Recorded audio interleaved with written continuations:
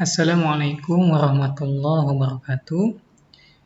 Di pertemuan ini kita akan membahas topik lain atau topik lanjutan dari pertemuan sebelumnya yang berjudul arsitektur dan juga komponen daripada BI ya.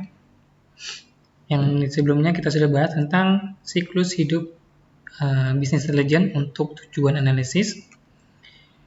Nah, di sini yang akan menjadi target hasil dari pembelajaran yang kita lakukan adalah bagaimana mahasiswa bisa mengidentifikasi ya komponen utama daripada arsitektur BI dan juga bisa menjelaskan fungsi dari masing-masing komponen tersebut. Apa sebenarnya yang dimaksud dengan arsitektur BI ya?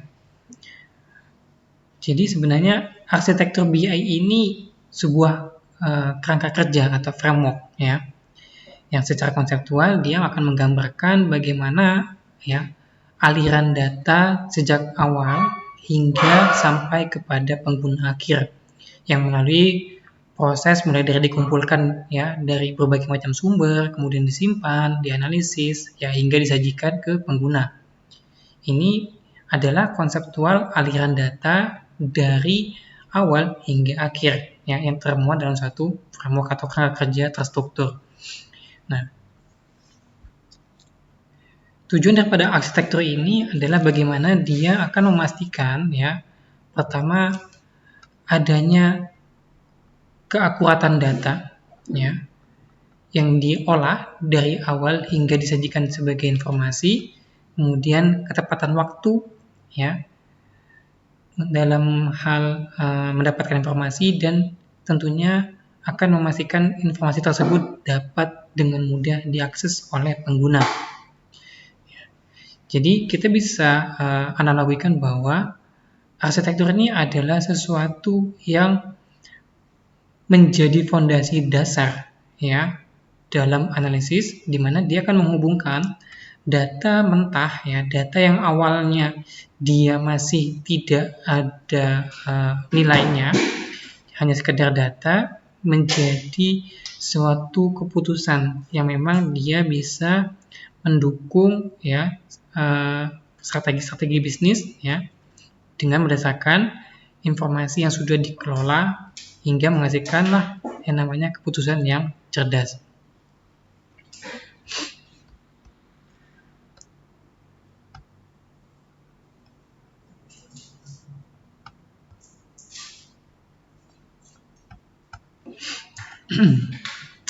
Sekarang kita akan melihat bagaimana arsitektur daripada BI atau alur arsitektur BI itu seperti apa. Tentu dimulai dengan bagaimana ya data ini dikumpulkan. Data ini dikumpulkan yang mana data ini bisa berasal dari internal ataupun eksternal ya. Kemudian masuk ke tahapan ETL ya, extract, transform dan juga load. Kemudian di tahapan selanjutnya, data ini akan dimuat ke dalam suatu data warehouse atau gudang data, yang mana di sana akan dilakukan proses penyimpanan, ya. Ada yang namanya storage di sana dan juga tentu di sini sudah terintegrasi. Nah, selanjutnya ada proses untuk melakukan analisis multidimensi atau kita kenal dengan istilah OLAP, ya. Dan setelah proses analisis, ya, multidimensi tadi dilakukan, seperti kita melakukan switching, ya ada DAG, ya ada drill down dan seterusnya. Ini kita sajikan dalam bentuk visual interaktif tentunya yang dikenal dengan istilah dashboard, ya.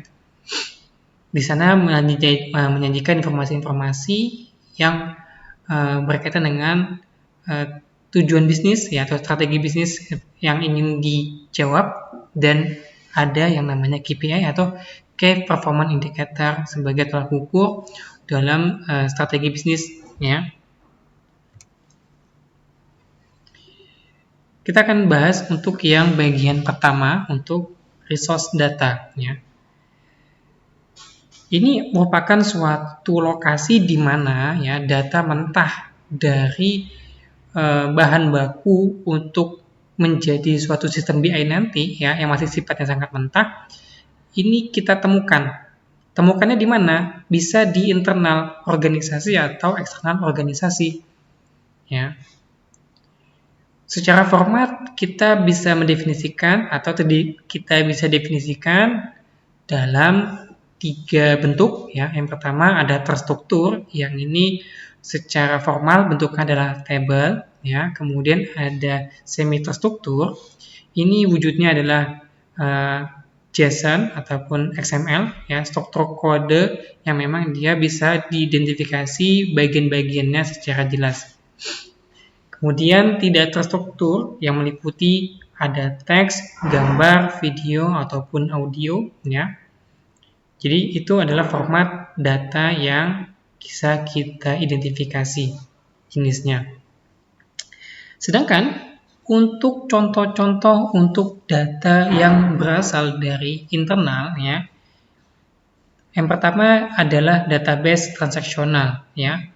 Database transaksional yang memang mencatat data historis atau data transaksi harian ya dari proses bisnis, mau itu penjualan ya dan lain-lain. Kemudian ada berbagai file, mau dia bentuk formatnya CSV ataupun Excel ya.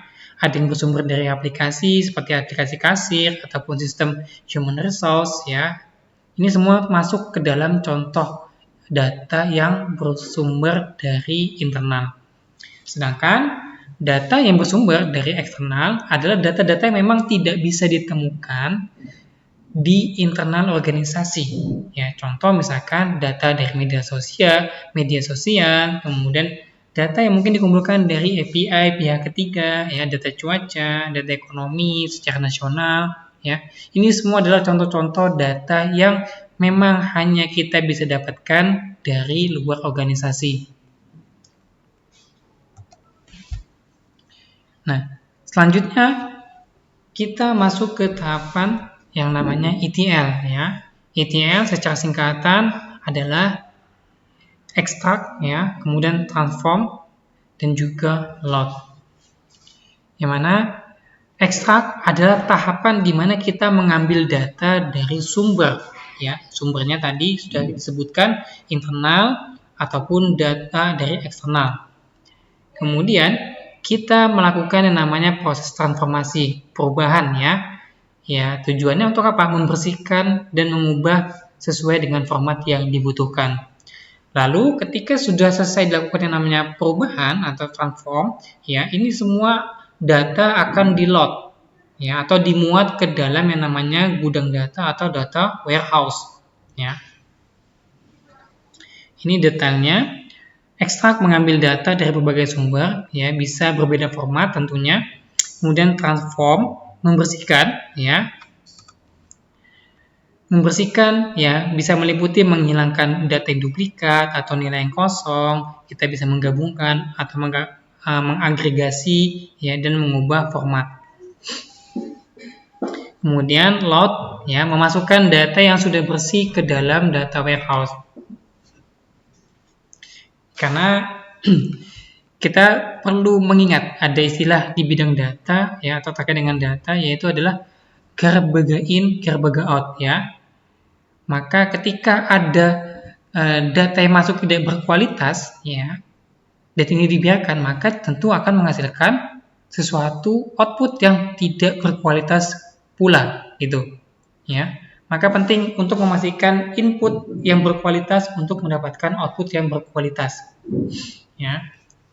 Nah, di tahap ETL, kita akan dituntut untuk bisa memastikan bahwa semua proses ETL ini berjalan dengan baik.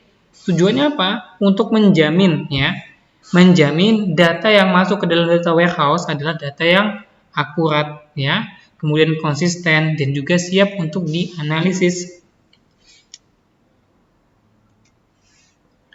Kita bisa lihat di sini ya. Saya memiliki contoh terkait dengan ETL ya, yang mana terkait dengan data Pak Budi ya, toko serba ada milik Pak Budi ya. Di beberapa pertemuan yang lalu kita bahas si Pak Budi ini memiliki 2 cabang toko ya. Nah, dari masing-masing cabang ya kita ambil data ya Yang mana di sini ternyata datanya memiliki format yang berbeda. Yang satu formatnya adalah Excel, yang satu formatnya CSV. Ya, di sini kita juga bisa melihat ya pendefinisian masing-masing field ya atau header kolomnya. Untuk di bagian cabang utara kita bandingkan dengan cabang selatan ya, mulai dari tanggal ya, penulisan untuk nama produk, jumlah, harga satuan dan cabang. Ini masing-masing punya bentuk penulisan yang berbeda ya. Untuk cabang utara dan cabang selatan ini berbeda untuk setiap kolomnya ya. Kemudian kita juga bisa lihat ya, di bagian di sini ya, untuk di cabang utara terdapat beberapa data yang hilang ya. Di bagian ini satu dan di sini satu.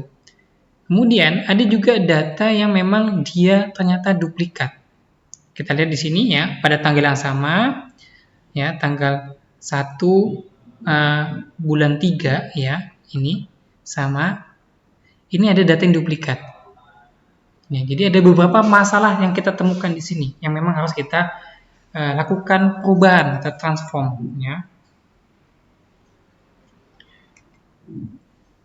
Nah, yang kita lakukan di sini ada apa? Yang pertama kita akan mengubah ya. Di sini yang kita ubah adalah format penulisan masing-masing field ya. Kita gunakan yang satu format ya. Kita hanya menggunakan tanggal, produk, jumlah, harga dan cabang ya. Kemudian kita lihat yang kedua, kita akan menyamakan ya. Format penulisan tanggalnya adalah formatnya date ya, hari, bulan, tahun ya. Tapi kalau kita lihat sebelumnya di sini ternyata untuk penulisan tanggal tidak ada perbedaan ya. Di sini tidak ada perbedaan, hanya perbedaannya di bagian penulisan judul kolomnya saja ya, atau judul fieldnya saja. Kemudian ya, yang ketiga ya, kita akan menghapus baris tadi yang duplikat ya. Tadi untuk di tanggal 1 ya, bulan 3 itu ada beras 5 kg dengan harga 75.000 ya. Ini kita sudah menemukan hanya satu ya, beras 5 kg dengan yang 75.000 ya. 5 kg hanya ada satu di tanggal 1 ya, tidak ada duplikat di sini. Kemudian ya, untuk nilai yang kosong, tadi kan kita lihat ya, untuk nilai yang kosong di sini untuk yang minyak goreng 1 liter dengan jumlahnya 1, ini harganya kosong. Ya.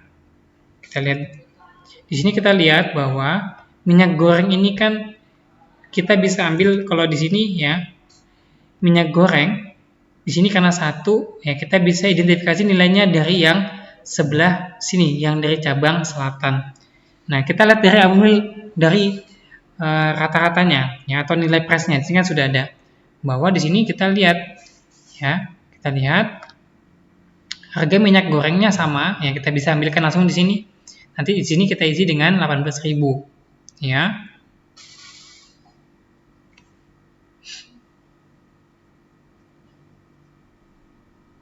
Nah, kemudian di sini ya, untuk yang beras 5 kg ini kan jumlahnya yang kosong ya.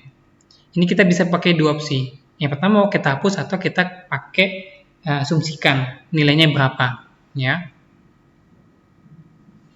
Kita bisa asumsikan nilainya berapa. Nah, kalau di sini kita akan menggunakan teknik untuk penghapusan saja ya.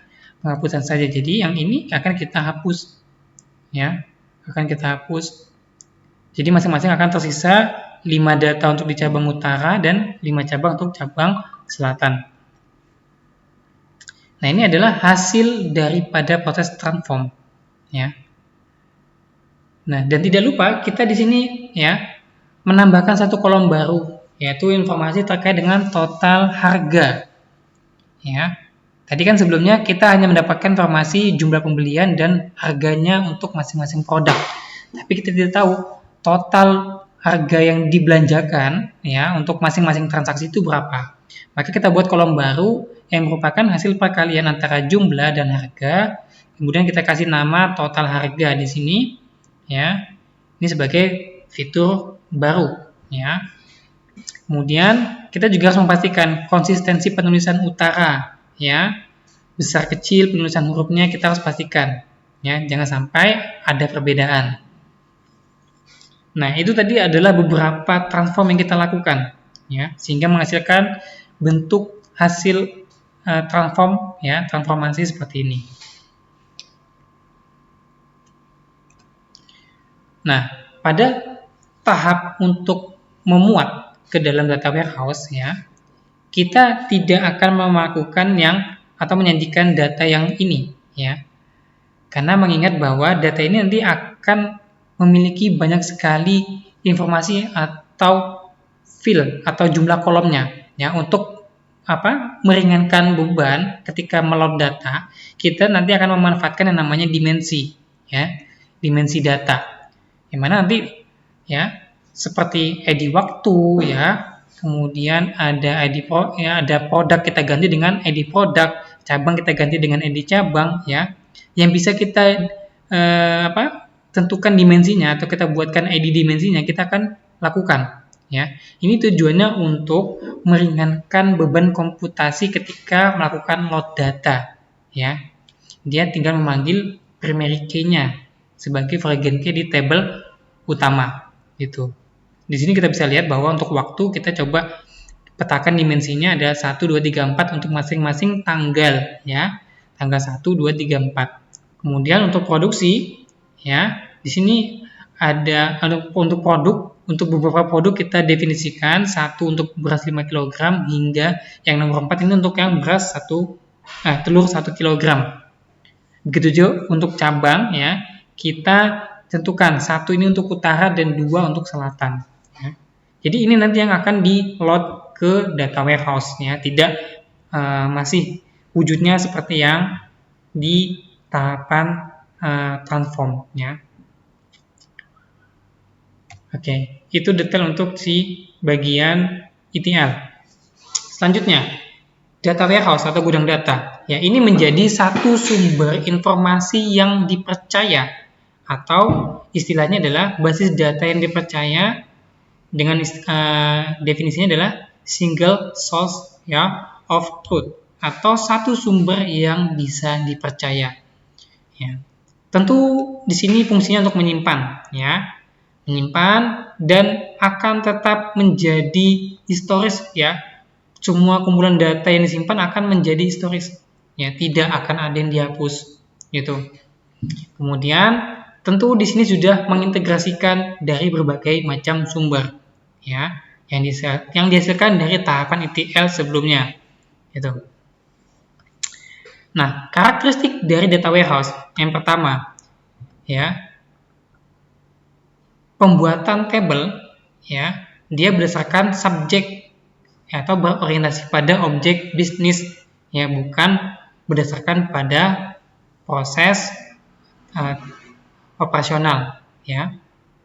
Kemudian tentu sudah terintegrasi ya, dalam arti memiliki satu format yang memang sudah distandarkan. Kemudian menyimpan data dalam bentuk data historis ya, bisa bertahun-tahun, pokoknya semua data akan tersimpan dan tidak akan ada yang dihapus, sehingga akan menghasilkan yang namanya historis ya. Nih, non volatile ya, tidak bisa diubah atau dihapus, yang hanya bisa actionnya dilakukan untuk bisa menambah saja ya. Oke, kita lihat untuk subject oriented ya, maksudnya apa ya?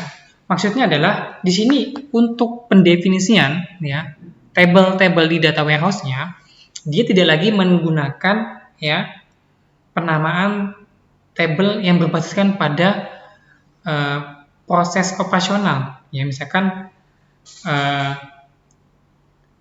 tabel terkait dengan stok ya, ataupun yang lainnya. Yang jelas di sini dia fokusnya untuk menjawab daripada tujuan bisnis ya yang ingin dianalisis.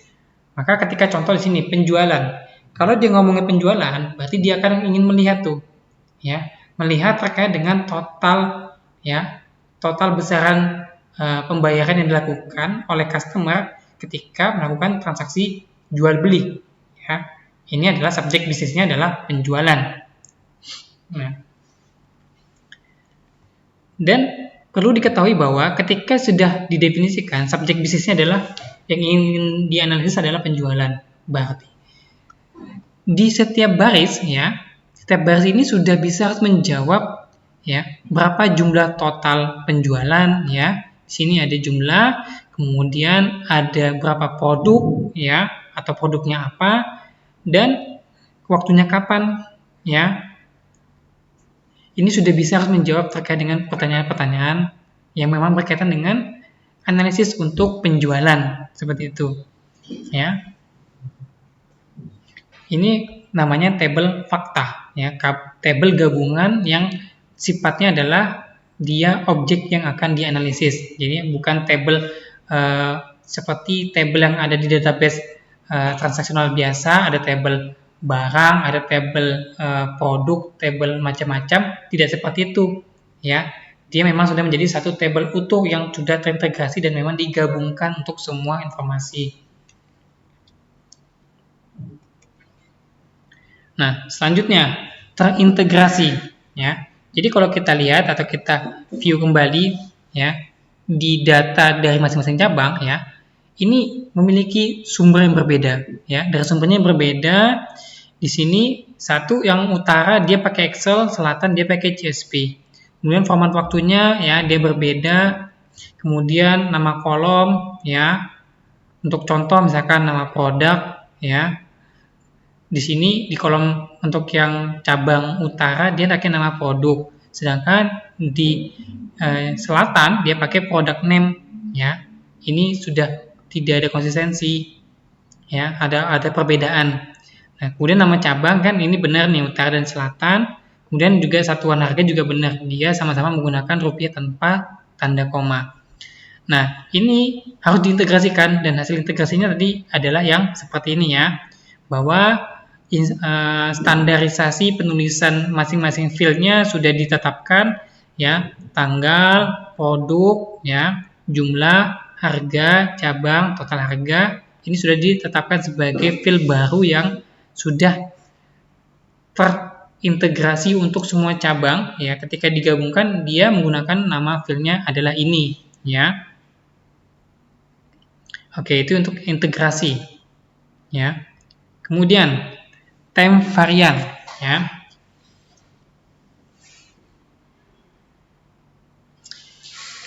Jadi di sini adalah variasi waktu atau istilahnya adalah historis ya. Di sini dengan adanya sifat time varian ya kita bisa melihat nih yang namanya historis. Contoh misalkan ketika kita ingin melihat ya historis bagaimana jumlah penjualan untuk produk tertentu ya. Di sini misalkan kita pengen fokus ngelihat untuk produk beras 5 kg ya, beras 5 kg.